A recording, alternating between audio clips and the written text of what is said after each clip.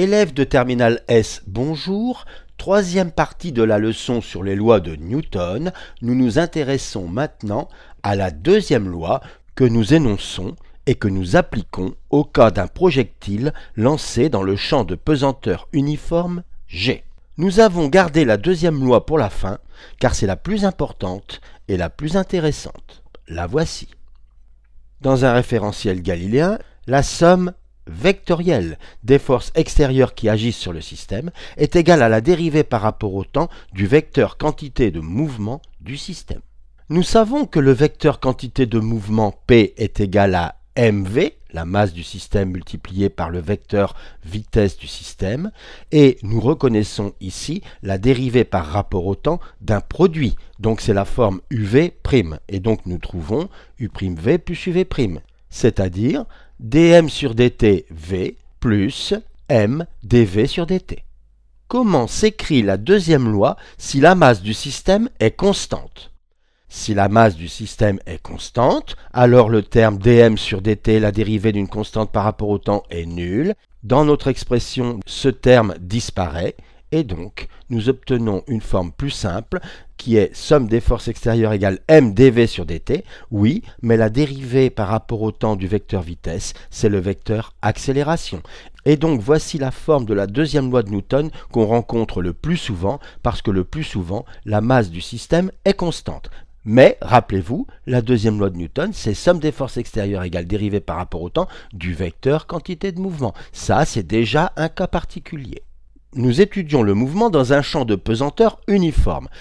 À quelles conditions pouvons-nous considérer alors le champ de pesanteur comme uniforme? Nous avons déjà évoqué cette question dans une leçon de première S. Vous vous souvenez peut-être qu'on avait dit qu'au niveau d'un lycée, par exemple, le champ de pesanteur était parfaitement uniforme, que c'était vrai aussi au niveau d'une grande ville. Vous voyez que tous les vecteurs G sont de même norme et parallèles entre eux, mais ce n'est plus vrai au niveau de la planète, où vous voyez que ce vecteur G ici est complètement différent de ce vecteur G là. Conclusion, on pourra considérer le champ de pesanteur G comme uniforme si la zone dans laquelle nous lancerons le projectile n'est pas trop étendue.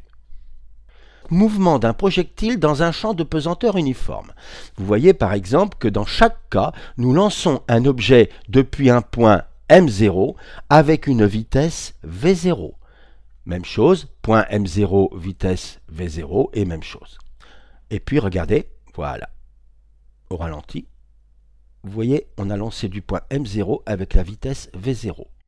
Maintenant, on peut se dire qu'au lieu de lancer un projectile, on va en lancer plein les uns derrière les autres. C'est ce qui arrive ici. On lance des millions de gouttes d'eau les unes derrière les autres et on visualise mieux maintenant le chemin suivi par les projectiles. Le point M0 ici, la vitesse V0.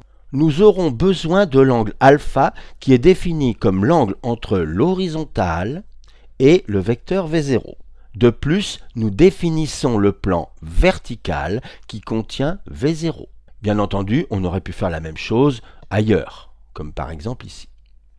Tout ceci se passe dans le champ de pesanteur uniforme G. A priori, le mouvement est plan et on a bien l'impression, en regardant les jets d'eau, que la trajectoire est une parabole. Mais ceci reste à démontrer. Nous allons maintenant parler des conditions initiales, c'est-à-dire les conditions à t égale 0. Nous avons donc un référentiel solide muni d'une horloge auquel est attaché un repère O, X, Y, Z, un projectile qui va être lancé du point M0 et je vais donc en profiter pour définir le vecteur position initiale.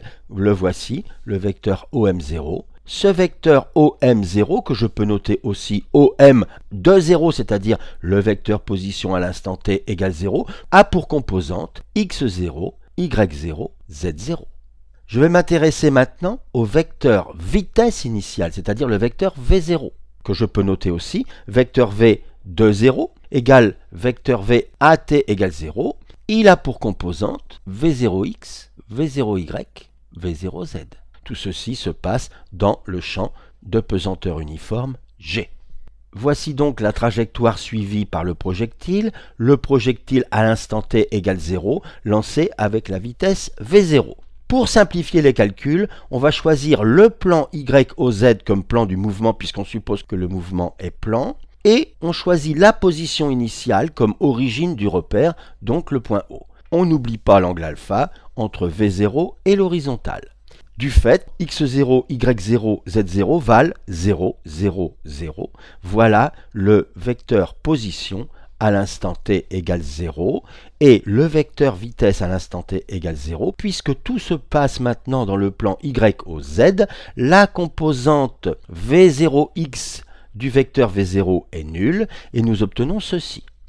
V0y c'est V0 cos alpha et V0z c'est V0 sinus alpha, V0 étant la norme du vecteur V0. Voilà ce qu'on appelle les conditions initiales, c'est-à-dire la connaissance de 6 nombres 1, 2, 3, les 3 composantes du vecteur position à l'instant t égale 0, 1, 2, 3, les 3 composantes du vecteur vitesse à l'instant t égale 0. Ces conditions initiales sont très importantes, je vais donc toujours les conserver ici en haut à droite. Position du problème. Pendant le mouvement, le point M va donc occuper une infinité de points que je vais appeler les points MI. Considérons 2 points MI particuliers, le point S, c'est-à-dire le sommet de la trajectoire, et le point I comme impact, c'est-à-dire que j'ai lancé mon objet et il va retoucher le sol ici. Vous verrez que je pourrais facilement calculer la flèche, c'est-à-dire la hauteur h maximale atteinte par le projectile. Mais je pourrais aussi calculer la vitesse du projectile lorsqu'il passe au point S, Vs. Je pourrais aussi calculer la date de passage Ts au sommet, puis la vitesse juste avant l'impact, Vi, ainsi que la date de l'impact TI, mais je pourrais calculer la date de passage au point MI pour n'importe quel point MI, de même que la vitesse en n'importe quel point MI. Je pourrais également déterminer l'équation de la trajectoire, la portée du tir, c'est-à-dire la distance de O à I, etc., etc. Déterminons maintenant le vecteur accélération du système. Le système se trouve en un point quelconque, le voilà. Je m'intéresse en fait au mouvement du centre d'inertie, petit point jaune, de ce projectile. La masse du projectile, comme c'est pratiquement toujours le cas, est constante. Écrivons la deuxième loi de Newton. La somme des forces extérieures qui agissent sur ce projectile, c'est donc m fois le vecteur accélération de ce même projectile. La somme des forces extérieures, c'est d'abord une force à distance, le poids. Au cours de son mouvement, le projectile est en contact avec l'air, il subira donc la poussée d'Archimède π et la force de frottement F. La poussée d'Archimède, c'est en norme le poids qu'aurait le projectile s'il était fait d'air. Autrement dit, cette poussée d'Archimède est négligeable. La force de frottement, qui est toujours opposée au vecteur vitesse et que je note petit f, est elle aussi négligeable parce que je considère que la vitesse atteinte au cours du mouvement n'est jamais très grande. Et vous savez que cette force de frottement est d'autant plus grande que l'objet va vite. Nous obtenons donc simplement somme des forces extérieures égale le poids. Mais le poids, c'est mg. Cela signifie que A, l'accélération que je cherche, c'est g. Nous avons donc A égale g. A, c'est un vecteur de composante AX, AY, AZ, et g, c'est un vecteur qui a pour composante selon x 0, selon y 0, puisque c'est un vecteur vertical, donc la seule composante non nulle, c'est selon z, c'est moins g. Moins g puisque le vecteur g est orienté vers le bas et j'ai orienté mon axe OZ vers le haut. Maintenant que je connais les composantes du vecteur accélération, je vais rechercher les composantes du vecteur vitesse. Nous avons vu que les composantes du vecteur accélération sont égales aux dérivées par rapport au temps des composantes du vecteur vitesse. Autrement dit, ici, je fais l'opération inverse, je connais les composantes du vecteur accélération et je me pose la question, quelle composante du vecteur vitesse v faut-il dériver par rapport au temps pour trouver ces composantes de A, 0, 0, moins g. On va commencer par la première composante.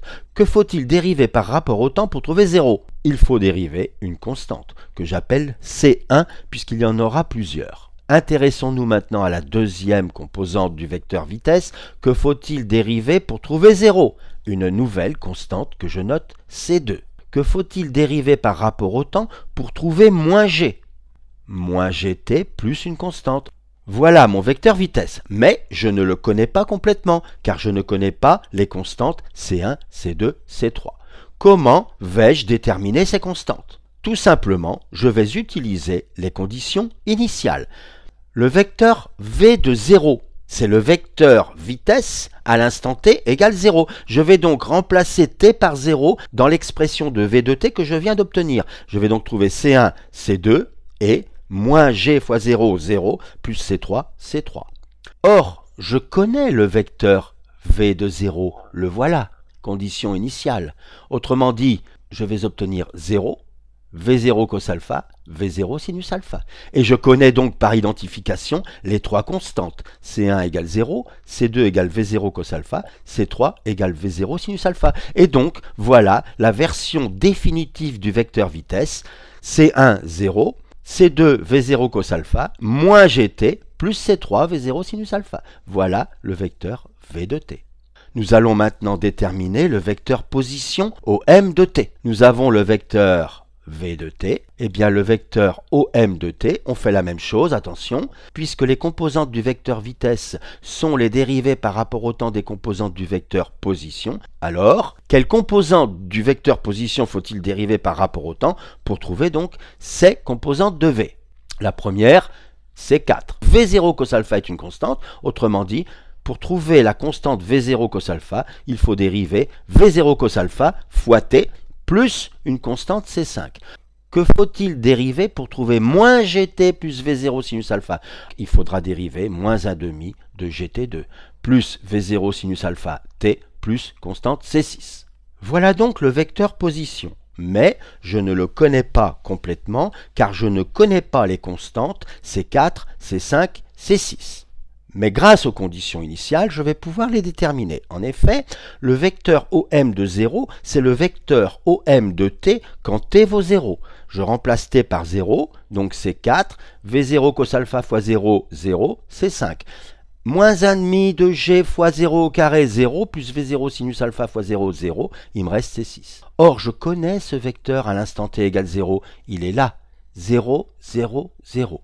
Du fait, par identification, C4 égale 0, C5 égale 0, C6 égale 0, et je peux écrire la version définitive du vecteur position à l'instant t, 0, V0 cos alpha t, moins 1,5 de gt carré, plus V0 sinus alpha t. Voilà. Nous allons maintenant rechercher l'équation de la trajectoire. Voici le vecteur position OM de t et ses trois composantes, qui sont également x de t, y de t, z de t, que l'on appelle aussi les équations horaires du mouvement. Nous voyons que, quel que soit t, x de t est nul. Le mouvement s'effectue donc dans le plan YOZ. Nous venons de montrer que le mouvement est plan. Par identification, nous avons y égale V0 cos alpha fois t. On en déduit que t est égal à y sur V0 cos alpha. Par conséquent, z, qui sera fonction de y comme nous allons le voir, vaut moins 1,5 de g fois t carré, c'est-à-dire cette expression au carré que voilà, plus V0 sinus alpha t, y sur V0 cos alpha. On trouve facilement que ça fait moins g sur 2V0 carré cos carré alpha y2 plus tangente alpha y. Nous obtenons donc z fonction de y égale ce terme-là, qui est une constante, fois y2, plus tangente alpha, qui est une constante, que j'appelle b, y. Et je reconnais là l'équation d'une parabole. Autrement dit, je viens de montrer que la trajectoire est une parabole. Voilà, la leçon continue sur 3.2.3.2. À tout de suite.